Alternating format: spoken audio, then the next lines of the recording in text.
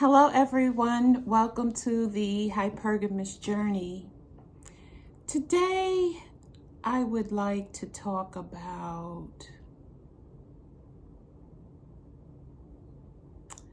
a comment that I received from one of my viewers or subscribers. I'm not sure. I think it's a female. I'm not sure if she's subscribed or not, but she requested that I do a little social experiment. And the experiment has to do with registering or creating a dating profile and submitting pictures, uploading pictures of me with my hair like this and with a long wig. And it's funny she mentioned that because sometimes I wonder if me wearing I call it my curly pixie, if wearing my curly pixie is hampering me. And then I listened to Mina Irfan and her spirituality, and she says, well, it is if you say it is. And there's somebody who's dead now, is it Benjamin Franklin, who said whether it is or whether it isn't is all based on you or what you think. It sounds better when they say it. And so I have to, do some emotional excavating. I have to emotionally excavate my feelings about my curly pixie and long hair. I used to have long hair. I mean, my hair was down my back, like down here. I got pictures in high school, and yeah, my hair was very long. I don't know what they call that now, 36 inches down your back, or 30, whatever it was like down the center of my back. And I was bullied unmercifully. You know what I mean? I fought and I fought from 5th grade to the 11th grade till I was a junior in high school. And it was hair. I had it, it wasn't relaxed, it wasn't pressed, it was in its natural state down my back. And girls could not stand me. So that brought, and frenemies, people I wanted to be friends with, they pretended to like me and then would turn against me. That thing with Shanquella Robinson, may her soul rest in peace. I was never in fights like that, like ganged up on or beat like that. But, I was always fighting. And people, when they fought me, they would grab my hair and just pull and just wouldn't let go. So the people would come between us, adults, to break us up. And one adult would take me and pull me in one direction, and then one adult would take the other girl and pull her in the opposite direction, and she would just hold on to my hair. So I'm being pulled in one direction and she's being pulled, and she has a fistful, 2 fists full of my hair. So my hair is coming out of my scalp, out of the root, by the root. I'm like, I don't even know if I can do this, keep this video up, y'all. Okay, I don't know. So anyway, this viewer, subscriber said, why don't I do a social experiment and to upload pictures on a dating site just to see the quality of men that I get, and the quality of men I get based on the hairstyles, the number of dates I get, the more, just basically do an informal experiment. And so I go through this battle with myself. It's like, well, maybe if I had longer hair, it would be this. Well, I can't change my my age in the way I look. And I'm not going to do plastic surgery or any of that. But I can change my hairstyle. And then I ask myself, is it worth it? Is it really worth it to, grow my hair back and try to deal with all of that? And deep down, it's no, it's not. But it brings up some other things that me as an African-American woman and other African-American women, we have to deal with. We got colorism, what complexion we are. We got hair texturism. What kind of short hair do you have? When it's natural, what kind, when it's pressed, of course, that's a different texture. We have colorism, we have featureism. How European are your features? We have bodyism, the shape of our body. Is it rectangular, square, hourglass, pear-shaped? What else? It's so much that we deal with. And so when women who are not African American tell us, well, it's this, it doesn't matter about that. It's what you feel. Yes, that's true. And you have to do the work to overcome whatever your limiting belief is about yourself, about your skin, about your hair, about your features, about your body. But you have to get over that, and you have to work on whatever it is that you perceive is holding you back. But at the same time, let's not dismiss the fact that this shit really exists in the world, in society. Let's really not dismiss that, because if it were not a real issue, that means that we would see more African American, more Asian people, more yellow people, brown people, black people, and every color in between, skin tone in between, in the media. And we don't. We don't. And so I said I wasn't really going to get into all of this, but I cannot separate who I am as a 61-year-old, phenotypically African-American woman, black woman, from the reality of my life.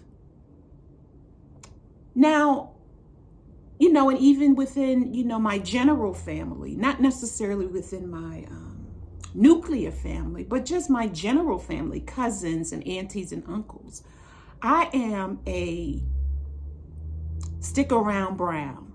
We all heard, black get back, brown stick around, light, damn near white, or something like that, like that's acceptable. And so, we got all of this stuff going on in the black community that's basically based in slavery. It's based in slavery. That is the truth. All of this is based in slavery. And then we're born here in America, and all the things that it does to ensure that we continue to stay dissatisfied and discontent with our physical appearance and our material goods. So, and don't get me wrong, I like living here, but I'm not fooled that there are probably other places on the planet where I might be happier. I just don't know where they are, and I'm just not willing to find out, really. But I could if I wanted to. So, this is not a complaint. This is a reality. So for each black woman, I don't care what your skin tone is. Oh, and this was also fueled by Snoop Dogg's baby girl. I don't know if she's the only girl or the youngest girl, but she's the darkest child in his of his children. She's the darkest. And she's engaged to a young man. She's 23. He looks about the same age, not much older. She's getting engaged. She's engaged, and she's eventually, if all things work out, is going to get married.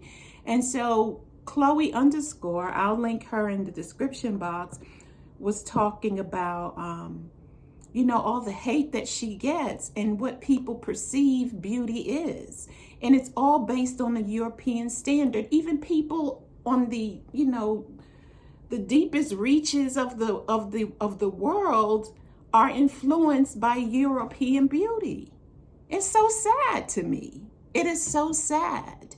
And so this thing that people have about Black men preferring white women or, exotic women, quote unquote, mixed women, none of that is new.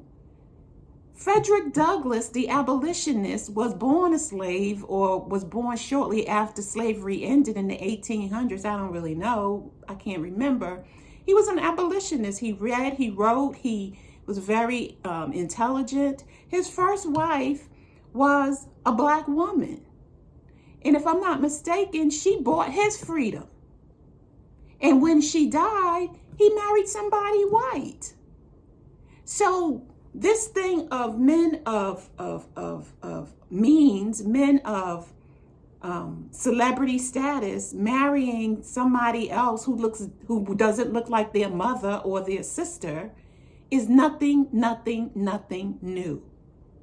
It has always been done this way. And there are a couple of legitimate reasons, I guess. Like because of their multi-million-dollar status, they're surrounded by women who are not phenotypically like their mother, generally speaking. So, that's what they do. And if they are with a phenotypically African-American woman, they met her when he was in high school or college, like LeBron James and his wife. They're still going strong, from outward appearances. Love it. And Jada and Will, but Jada could go for being a mixed woman. She could. And her mother could go as a mixed woman. And who else? We're talking about celebrity men who are with Denzel Washington, who's with phenotypically Black women. They met when he wasn't successful. And they have managed to, be together, I don't know, almost 40 years. Married almost 40 years anyway. So let's not gloss over the reality of how this world really is about color and beauty. And most people who have the internet or a television is trying to replicate the European standard of beauty. And I am no different, especially when I was younger. But I also knew that there was a part of me that saw the beauty in my ethnicity. And so, every woman has to determine the beauty for herself. And so then I hear, this is going to take 50 hours for me to upload this video, but then I hear Black women saying, well, if we don't wear, straight hair in some version, then we're not going to be attractive to Black men. And I say, so what? If that's really what's calling your spirit and your heart, open up your horizon and go where you're celebrated. That's what Crystal and Karazin said of the pink pill. That's where I first heard it. Go where you're celebrated. So I'm thinking about doing this social experiment. I don't know when, but of course you'll know when I do it, because it requires a little investment, and it requires an investment in a wig. Now, I've thought about a wig, but not one down my back. So my question to CK, the person who suggested it, CK, how long should it be? Should it be here, shoulder length? Should it be, down my back? Ooh. or right here. Now, I will say that Michaela Pink of the Pink Pill, I won a free consultation with her. So as she put on her makeup, I talked about how I could be more attractive to men, and all the little strategy that she and Shira 7-1 agree on. They have similar takes on being a sugar baby and sugar daddying. And she said to me, well, your hair looks nice like that, but maybe you should have like a wig from the 90s like Mary J. Blige. So I went online and I Googled, Mary J. Blige in the 90s. And she had shoulder length hair, and it was like some version of blonde, or, it was a darker blonde than she's wearing now, which is kind of light, like platinum, I guess. But, Mary always had like some kind of blonde or like my skin tone wig or hair. So I looked and this is what I used to do when I had, long hair, was I would part it down the middle and do like a wave here, and then it would kind of like wave up like that. I have a high school picture. I took my high school pictures in that hairstyle. I love that hairstyle because it's easy. So I was thinking about, part down the middle and a bob. And then I think, when I cut my hair in 2016 to this length, I felt like I went 10 years younger. I lost 10 years because I was trying to hold on to hair and length that didn't suit my lifestyle. I don't consistently, want to get up and press my hair and straighten it. And I had 2 relaxers in my life. I was in my 20s and then in my 30s. And my hair, in its natural state, it reacts to the environment. So I was always trying to control it, and I was pulling it out at the hairline. So, but the thought, the request made me think, well, you thought about this before.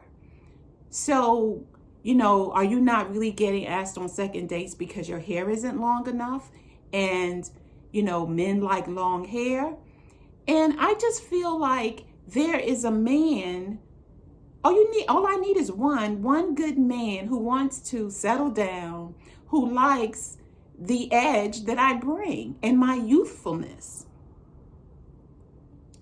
When I look at women my age who have long hair, like it doesn't even have to be down their back, but like even right here, it just seems like it makes them look older.